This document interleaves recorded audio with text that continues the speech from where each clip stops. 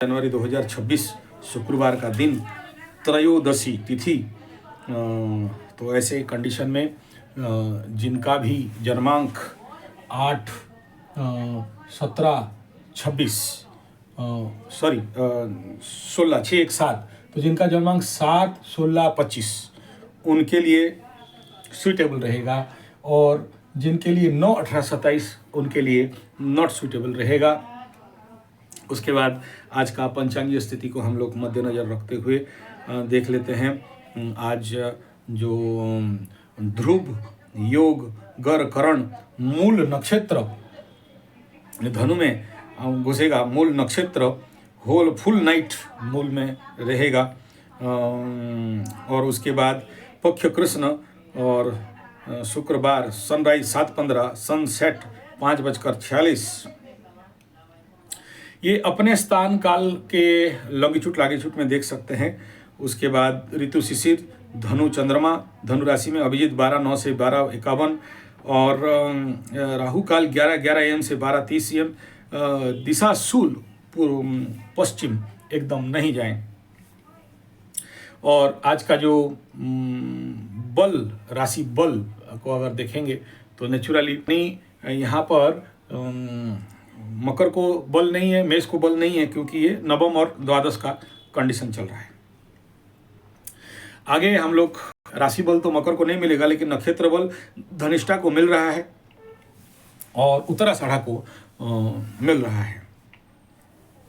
तो ग्रह गोचरीय पंचांगीय स्थिति के अनुसार सबसे पहले कृष्ण त्रयोदशी असत्य फल होता है, और मूल नक्षत्र यहाँ का एनर्जी रहेगा स्वेच्छाचारी, किसी को नहीं मानना, हालांकि अर्थ नहीं है, कार्य में विरोध, और उसके बाद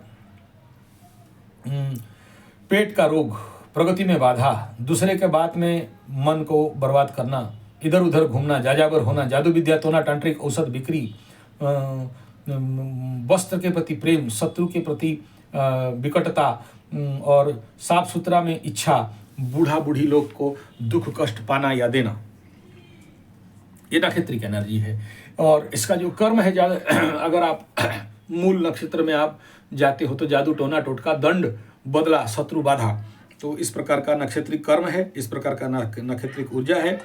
तो हम लोग वर्तमान समय में लग्न फल और होरा फल को देख लेते हैं। जैसे कि आज 16 तारीख है, और 7:15 से 8:07 यहाँ पर मकर लग्न राइजिंग में शुक्र का होरा और बुध का होरा 9 बजे तक। नेचुरली यहाँ फ्रेंडली एनर्जी है, supportive, best, good for work, अच्छा है, लेकिन डाइवर्ट कर सकता है, यहाँ कामना वासना में बुद्धि करा देता है। कुंभ में चंद्रमा का और शनि का होरा रहेगा, तो चंद्रमा 9:52 तक आइसोलेशन, साइलेंस, काम में नहीं देना। शनि आते ही यहाँ top good best solid Shani क्षेत्री वालों के लिए, बुध शुक्र और शनि क्षेत्री वालों के लिए।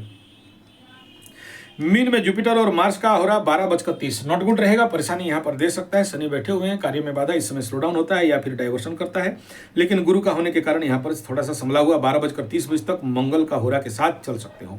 मेष में सूर्य और शुक्र का होरा 2:16 तक टॉप गुड बेस्ट सॉलिड अच्छा है, लेकिन कामना वासना, उग्रता और झूठ का सामना करना पड़ सकता है। अगर एनर्जी कंट्रोल कर लिए तो आपके लिए बढ़िया रहेगा। उसके बाद वृषभ में बुध और चंद्रमा का होरा 4:01 तक टॉप गुड बेस्ट अच्छा है, कार्य बनता हुआ। शनि और बृहस्पति का होरा मिथुन लग्न राइजिंग में ये कर्क तक क्रॉस करेगा 5:46, 6 बजे तक बजते बजते मंगल यहाँ पर कर्क लग्न राइजिंग में मंगल और सूर्य का होरा रहेगा। यहाँ भी थकावट, परेशानी, एनर्जी बहुत बढ़िया नहीं होगा। तो उदय मकर में, अस्त कर्क लग्न राइजिंग क्रॉस होते हुए, तो ये था लग्न होरा का कंडीशन। आगे हम लोग बात कर लेते मकर राशि। मकर राशि के लिए द्वादश चंद्रमा, खर्चा, तनाव, टेंशन, पीड़ा, परेशानी, लेकिन अभी 7:30 नहीं है, बहुत ज़्यादा तो होने वाला नहीं है, फिर भी बहुत कुछ काम बनते हुए दिखाई दे रहा है और बहुत अच्छा कंडीशन यहाँ पर दिखाई दे रहा है। लेकिन ये 2-2.5 दिन, क्योंकि ढाई दिन द्वादश का चंद्रमा है विथ मंगल, अभी ये मंगल क्रॉस करेगा, विथ बुध, बुध भी क्रॉस करेगा इस चंद्रमा के साथ, और मकर राशि के ऊपर अगला 2.5 दिन के बाद यहाँ सूर्य के साथ अमावस्या होने वाला है, मकर अमावस्या होने वाला है, और बहुत अच्छा है। लेकिन जिसका कुंडली अमावस्या वाला है, लेकिन जिसका कुंडली अगर पकड़ लो, ये जो आने वाला अमावस्या आ रहा है मकर राशि का ऊपर आएगा, मेष राशि का दशम में आएगा और बाकी का अपना अपना घर में आएगा। बहुत विपद दिखा रहा है, बहुत कुछ ऑल ओवर वर्ल्ड झोल झमेला झंझट झगड़ा गिट घाट दुल दाल होने वाला है, नो डाउट। लेकिन वर्तमान कालखंड में ये जो चंद्रमा यहाँ पर प्लेटफॉर्म बनाएगा, फाइटिंग में यही होता है कि पहले प्लेटफॉर्म बनाओ फिर जाके खुटाई करो, तो ऐसा कंडीशन यहाँ पर प्रचंड रूप में दिखाई दे रहा है। टैरो कार्ड को पूछने से टैरो कार्ड बोल रहा है हाँ पेंटाकल्स, 9 ऑफ पेंटाकल्स विथ मंगल, तो द्वादश चंद्रमा होने के बावजूद भी यहाँ पर टैरो कार्ड कह रहा है कि मैं तो दूंगा, मस्त दूंगा और बढ़िया होने वाला है। लेकिन ये प्लेटफॉर्म आगे चल के बड़ा दुर्धस्त होता हुआ भी दिखाई दे रहा है।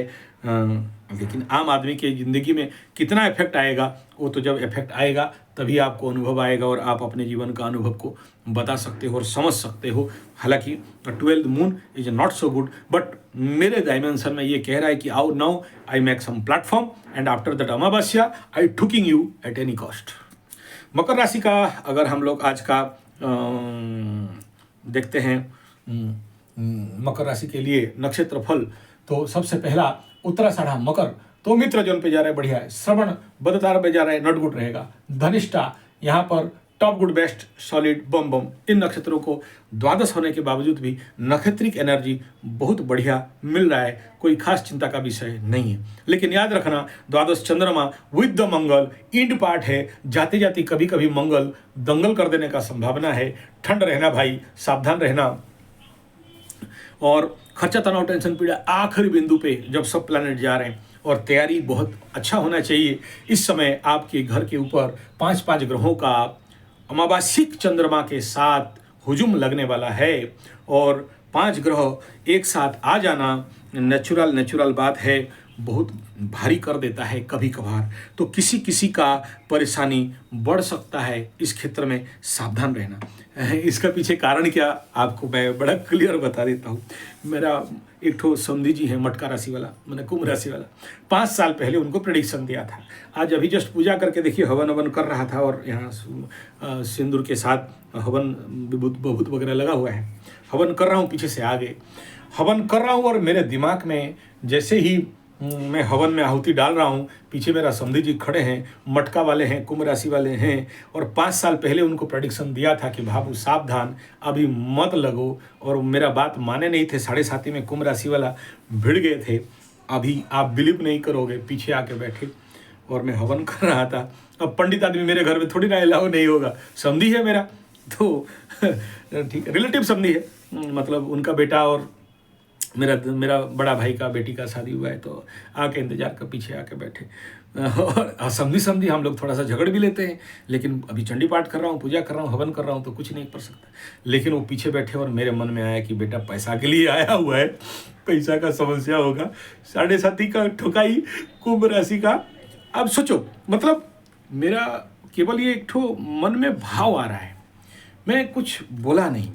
और मेरा पूजा क्योंकि 1.5 घंटा लगता है, तो 1.5 घंटा के बाद जब मैं वहाँ से उठा तो मेरा समझी बोल रहा है कि आप 5 साल पहले मेरे को सब ठीक बोले थे, और 7.5 का अब खेला समझ में आ रहा है।